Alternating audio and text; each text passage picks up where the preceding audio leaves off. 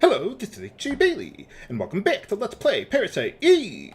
Last time, we got shotgun and the burst ability for my machine gun, so alright.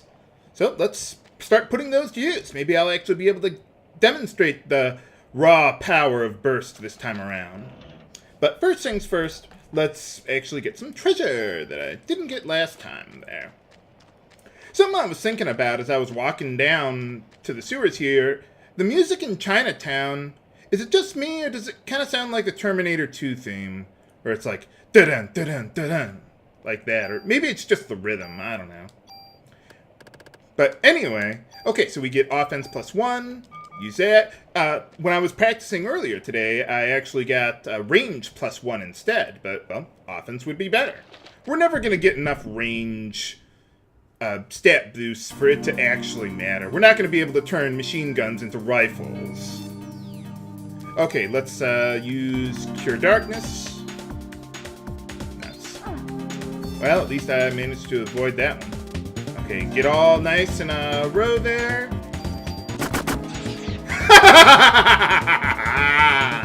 Yes!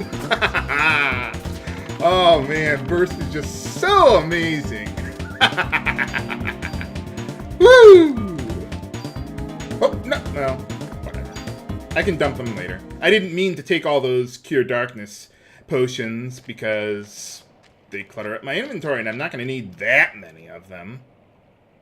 But anyway, yeah, when you're fighting a large group of bats like that and you know you're not going to be able to dodge their attack, that's why you use the Cure Darkness potion preemptively.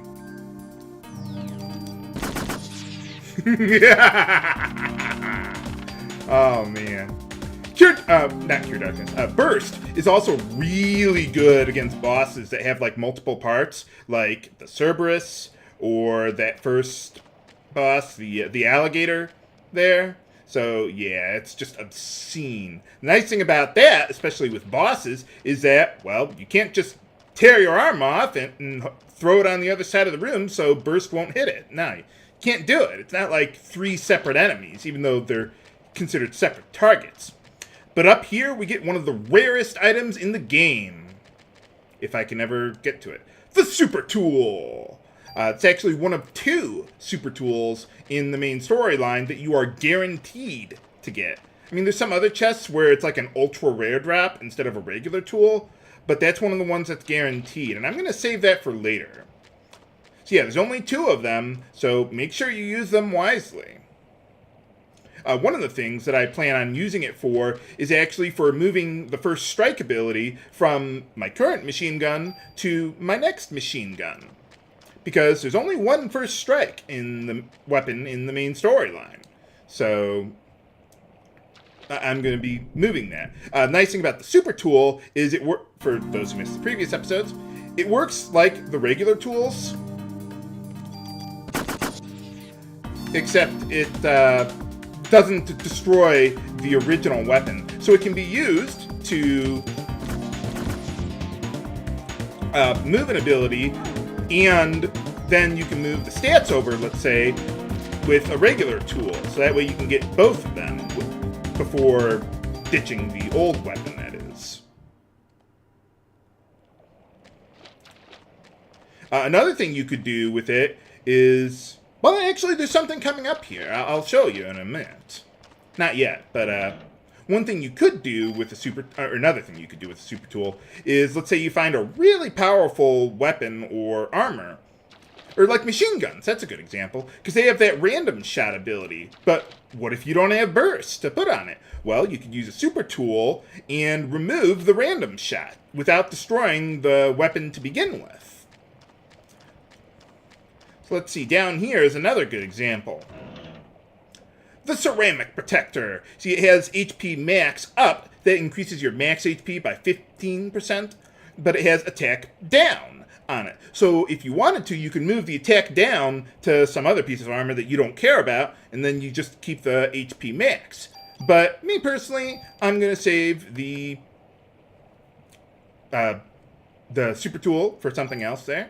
Let's see. So what I'm going to do is I'm just going to take the HP max and just move it over to my regular armor there. So, or no, that wasn't Ceramic Protector. Or, what do I have now? Oh, that's a chemical protector. I think that's what CM is an abbreviation for.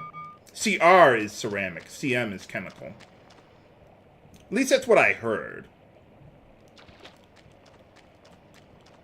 The other thing that I'm going to be using the second super tool that we get for is, well, 4 HP up. There, I'm going to move it on to what will eventually be my ultimate armor. Okay, now you see here, yeah, I don't think I'm going to be able to get my shots in range in time. So I'm going to use Cure Darkness now, take the hit, and then annihilate them. Come on, yes! Oh, burst damage is so good. And you know what? No, I'm not going to let you clutter up my inventory anymore with these things. I like them, but it's too much. But anyway, over here we get another weapon. Another grenade launcher. I think that's acid shots, if I recall it correctly. So, yeah, nothing I especially care about, but it's there. By the way, you don't have to go through the sewers in the order in which I'm doing it. I'm just doing it this way because it's convenient to getting all the treasure there. Let's get a little more in range. Normally, I would have liked to kill the bat there, but there's only one, and I figure, yeah, I can dodge the one bat. Just when there's like 3 or 4 of them that it gets annoying to have to dodge all of them. Oh, I've been getting bonus points that I forgot about. Whoops. Keep on forgetting it. It's a bonus.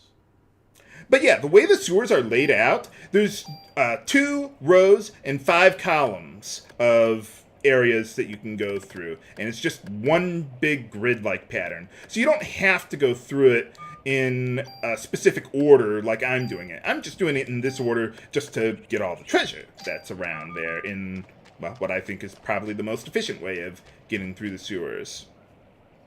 So I'm not going to go through every single intersection in the sewers here to meet up with all the battles at least once, because the area is long enough as it is. Uh-oh. Now this is another really good point to use Cure Darkness. Yep. I was going to say if there's bats here, which there are. Nuts! Nuts! Wow. No way I could avoid that. Maybe I should have waited for the second bat to attack. Okay, well, it worked all the same. How did that not burst the other one? Okay, screw it. Just get really close to the guy. Okay, or that didn't work. I was trying to shoot through the darkness. Yeah, because darkness really, all it does is reduces your range to like almost nothing. That doesn't mean you can't hit them, it just means, you know, you gotta be really, really close. Okay, yeah, I was babbling too much. I wasn't paying attention to what I was doing there. As usual. But anyway, okay, we made it. So yeah, I mean, like I said, you don't have to go through the sewers in a particular path. Just work your way to the southwest, and you'll be able to get to the end of the area. And well, move on to the next part of the dungeon. So yeah, dungeons in Day 5 are long. It's going to take us a while to get through all these things. But anyway, well, before heading down there, let's go over here. Pretty big sewers they got in New York. Of course, you got big rats. You gotta have big sewers for them to live in. But anyway, we get the third club weapon. I think it's the best one in the main storyline that you can get. And it has First Strike on it, too. Unfortunately, you can't move abilities from melee weapons to long-range weapons. So, yeah, that doesn't work. Okay, so what I want to do... let's see. Let's use Cure Darkness. Get the hits. There we go. And then just wait to charge up, and voila. Dead bats. Excellent. Yeah, one thing about darkness, I think I was saying it last time, how the anti-darkness ability that you could get for your armor, which would be really good here, you can't get it until post-game. That is one of the weird things about this game. Like, half of the abilities that you can put on your weapons and armor are exclusive to post-game. It's like, How could you do that? I mean, it's like saying, okay, you got your weapons and stuff, but you can't buy weapons and armor until you actually beat the game or something. It's like, what? I mean, I like the game, and I like the amount of customization that they do give you. It's just that it just seems like a questionable design choice to me. Uh-oh. All that slime from day 2. Huh. So, what are you gonna do? You can't really shoot something like that.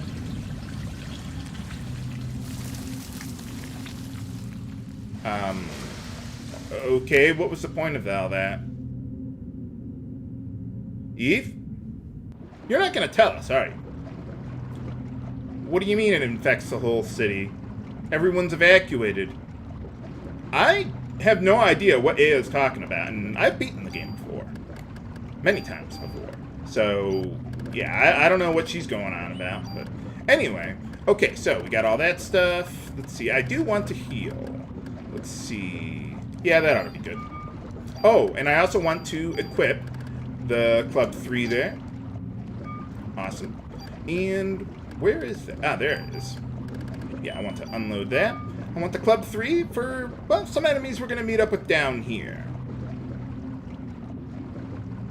There's no real plot advancement down here, and I don't know why anything happens here, but it does. For mini-boss time! Uh-oh, 2 alligators. Yeah, I can handle 2.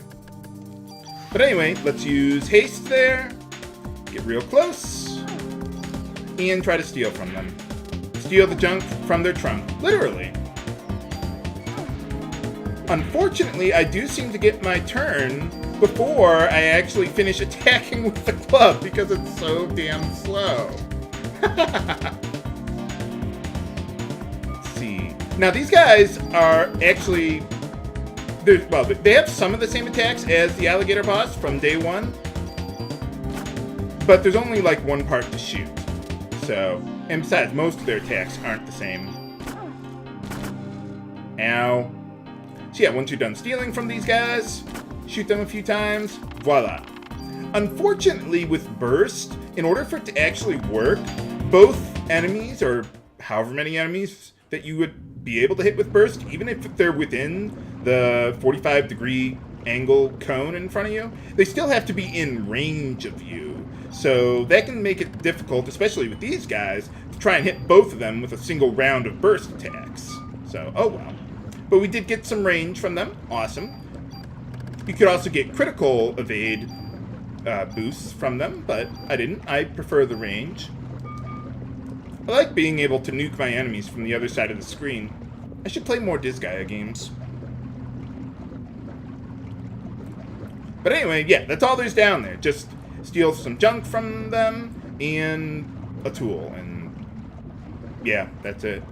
Let's see, you know, I don't think I need the Cure Darkness potions anymore. And, oh, I got plenty of inventory space. Okay. I was going to say, and I'm running out of inventory space here, but, well, apparently not. Let's see. Yeah, let's use a medicine 3 there. That ought to be good. I just don't like seeing my HP that low. I mean, yeah, my PE would regenerate over time, but I kind of want to hold on to it coming up here. Game, thank you. Oh, yeah, and we get another medicine there, so. Why do they keep all this medicine lying around in the sewers? Well, anyway, let's see. Go up here. I guess we gotta have a control room for the sewers and everything. I would think they would just, you know, remote it or something. Oh, yeah, by the way, remote control the sewer whatever stuff. Now, anyway, you see there's a door to the left. That's where we came in. And then there's a door up there that leads to where we want to go next. So, yeah, first time I played the game, I had a hard time seeing this stuff. But you know what? Oh, I guess I have to turn it on first. Okay. Fortunately, this one is not like the previous puzzle in the hospital. Oh, no. I want to activate pump 2. There we go. Yeah, so fortunately, you can't get executed. Or electrocuted. Executed. No, electrocuted with this one if you don't do it in the right order.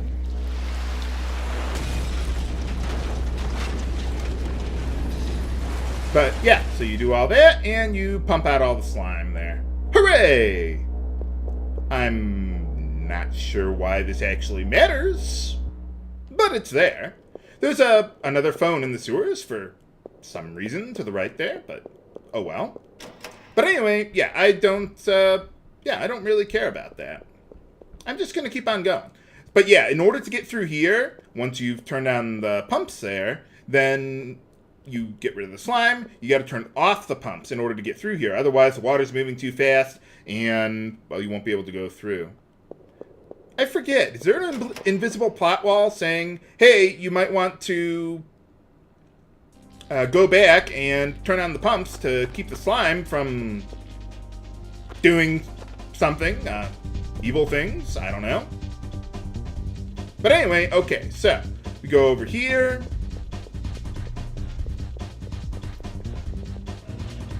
Yeah, I'm not sure what's so important with this slime. I mean, I know what it does in the plot, and I'm not going to spoil that, but it's like, okay, so we got rid of it. Now what? I mean, it can just come back. Eve can still do whatever she wants to do. I don't really see how that's relevant, but, well, whatever. If you want to talk spoilers, well, do it on my forums. So that'd probably be the best way to go. YouTube, I like to keep spoiler-free. Forums, you're on your own. But anyway, okay, so now we get... Oh, you know, let's see... Yeah, I can heal up with just a heal 1, that's fine. I don't mind using up a little bit of my PE for that. But where is that slime going to anyway? Find out next time on the Disc 1 finale of Let's Play Parasite Eve. This is HC Bailey, signing off. Have a good day.